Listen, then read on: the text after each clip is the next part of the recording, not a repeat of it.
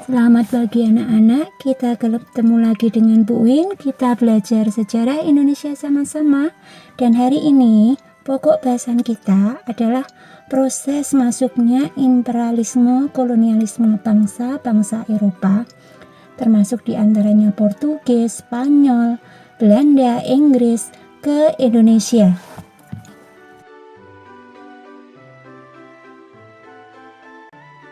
Adapun materi-materi yang perlu kita pahami dalam pokok bahasan kita kali ini, yang pertama adalah kita mencari tahu tentang pengertian imperialisme dan kolonialisme. Yang kedua, kita akan memahami tentang latar belakang bangsa-bangsa Eropa ke dunia timur, termasuk di dalamnya Indonesia. Yang ketiga, kita akan mengkaji tentang pelopor penjelajahan samudra dari Eropa ke Asia. Selanjutnya juga akan kita perdalam tentang masuknya kekuatan asing di Indonesia. Terakhir, kita akan membahas tentang akibat dari kolonialisme dan imperialisme di Indonesia. Adapun pengertian dari kolonialisme dan imperialisme adalah kolonialisme berasal dari kata kolonia atau kolonus dari bahasa Latin yang artinya petani. Ini dimaksudkan untuk memberikan gambaran para petani yang mencari tanah subur untuk kepentingan pertanian mereka. Dari sini muncul kata kolonialisme yang bisa diartikan sebagai usaha untuk mengembangkan kekuasaannya dari sebuah negara ke wilayah negara lain. Nah, kolonialisme itu bertujuan untuk mencapai dominasi ekonomi atas sumber daya alam, sumber daya manusia, dan perdagangan dari sebuah negara oleh negara penjajah. Dan daerah-daerah koloni biasanya memiliki kekayaan alam yang sangat melimpah. Selanjutnya, kalau imperialisme secara etimologi bahasa artinya adalah imperer, yang diartikan memerintah. Oleh karena itu, pengertian dari imperialisme itu ditekankan sebagai usaha yang dilakukan sebuah bangsa untuk menanamkan pengaruhnya atas negaranya ke negara lain di berbagai bidang. Imperialisme dijalankan dengan cara memerintah penuh paksaan demi mencapai tujuan yang diinginkannya. Kalau kita mencari contoh, misalnya kolonialisme, itu bisa kita lihat kondisi Indonesia ketika dijajah oleh Belanda. Sementara kalau imperialisme itu contohnya negara Inggris menjadi penjajah di negara India. Sekarang mari kita simpulkan tentang perbedaan dan persamaan arti kata kolonialisme dan imperialisme. Kalau perbedaannya, kolonialisme itu lebih ke bidang ekonomi. Jadi, usaha yang dilakukan itu lebih bertujuan untuk menguras habis sumber daya kekayaan alam dari negara yang dijajah untuk diambil alih, diangkut ke negara-negara induk atau penjajah. Sementara imperialisme, penekanannya adalah menanamkan pengaruh di berbagai bidang di negara-negara jajahan. Kalau kita lihat persamaannya, persamaan kolonialisme dan imperialisme itu selalu memberikan dampak yang buruk, terutama di negara jajahan, penderitaan rakyat, kesengsaraan, dan juga kemiskinan akibat adanya penjajahan yang dilakukan oleh negara-negara Eropa, terutama di kawasan negara-negara Asia Afrika.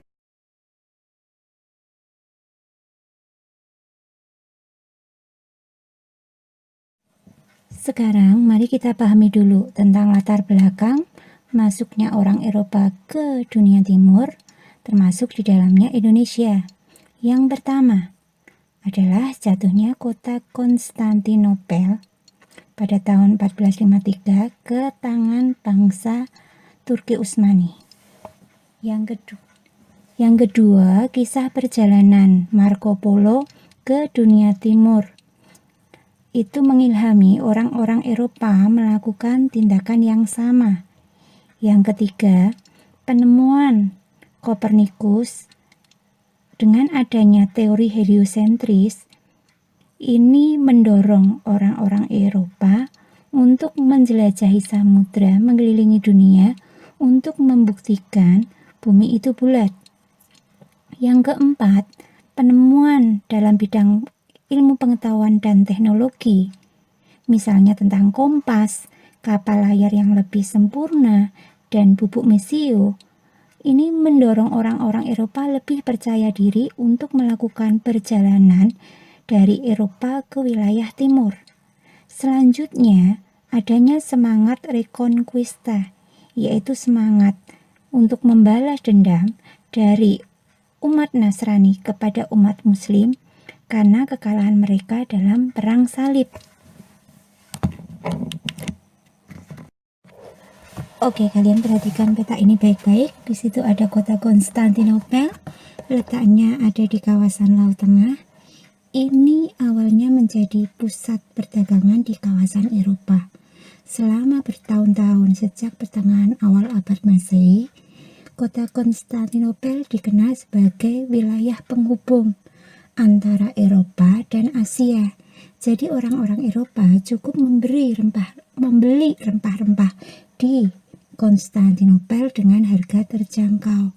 Tapi ada kejadian pada tahun 1453, kota Konstantinopel maksudnya, jatuh ke tangan bangsa Turki Utsmani yang identik dengan Islam. Nah, ada kejadian di Eropa yang dikenal sebagai Perang Salib yang melibatkan orang-orang Eropa yang identik dengan Nasrani dengan orang-orang Muslim. Di sini dikenal sebagai bangsa Turki Utsmani.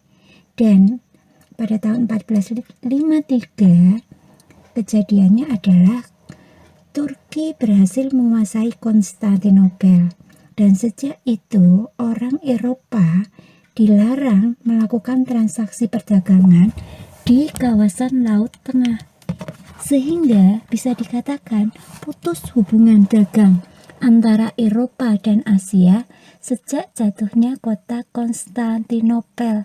Hal inilah akhirnya yang mendorong orang-orang Eropa menjelajahi samudra mengelilingi dunia untuk mencari di mana asal dari rempah-rempah atau wilayah yang menghasilkan rempah-rempah.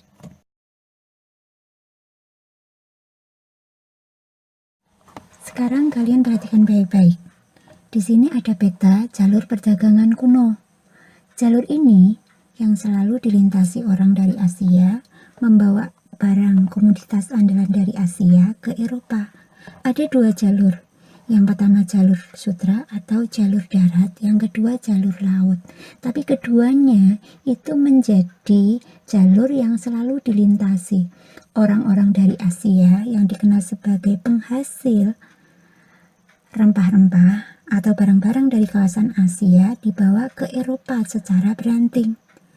Tapi ternyata jalur ini harus putus karena ada kejadian di tahun 1403 di mana kota Konstantinopel itu jatuh ke tangan bangsa Turki. Jadi hubungan antara Asia dan Eropa akhirnya terhenti, dan inilah yang mengawali adanya penjelajahan samudra.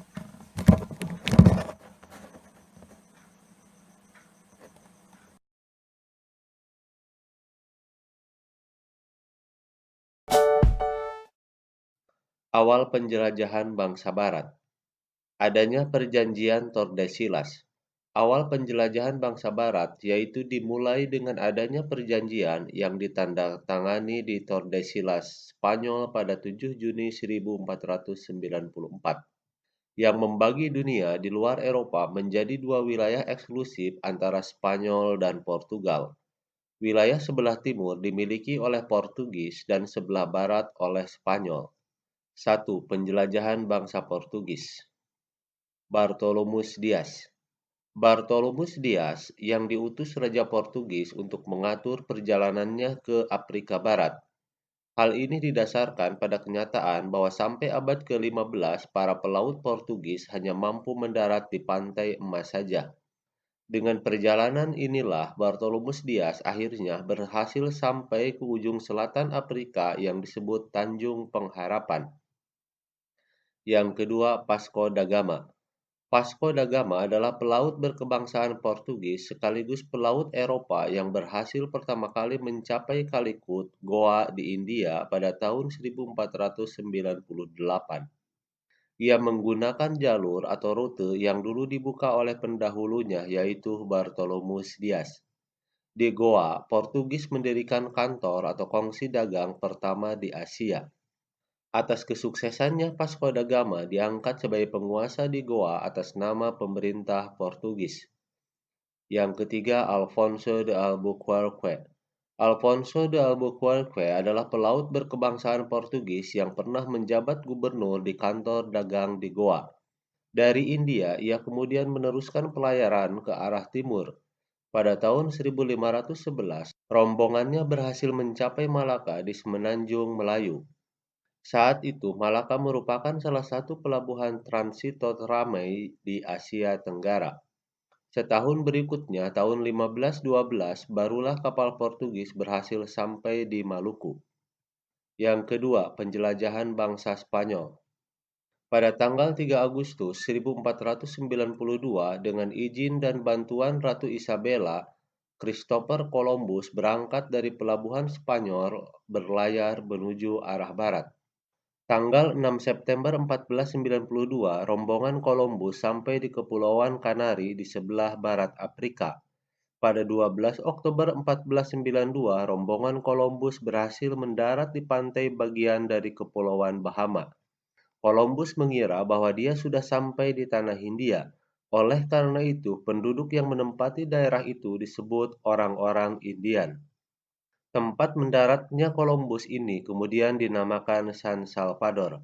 Selanjutnya, rombongan Columbus kembali berlayar dan mendarat di Haiti. Tahun 1493, Columbus sampai kembali di Spanyol.